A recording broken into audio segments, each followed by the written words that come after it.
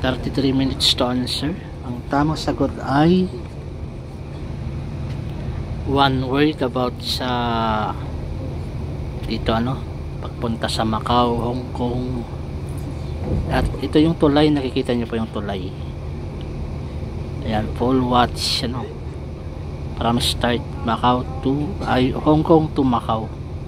Ito po yung tamang sagot. One word. Yung isa sana kaya lang mas okay yata to para mas maiksi yung sagot, kasi yung isa ay 6 letters pero mas okay yata pag 4 lang na letra. Okay, ang tamang sagot sa 4 na letra ay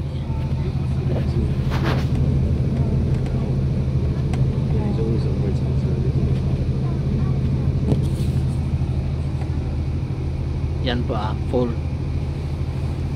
F-U-L, full. Okay, F-U-L, full.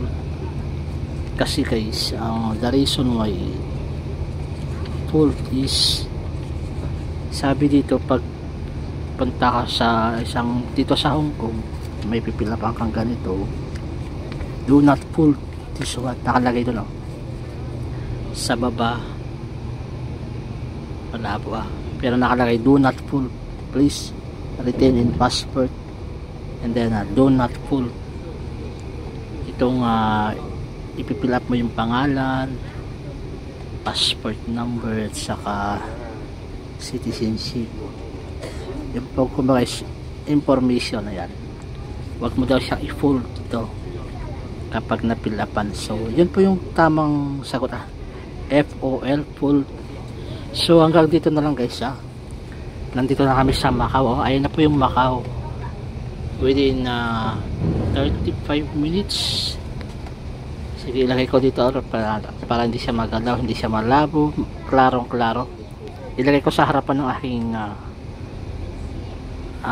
dito sa harapan dyan, yung cellphone.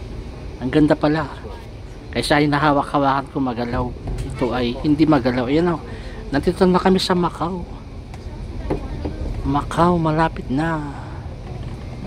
So maraming salamat. Hindi ako nagsasalita kanina kasi may katabi ako maganda. Kaya ako ayan. So ilagay ko na dito.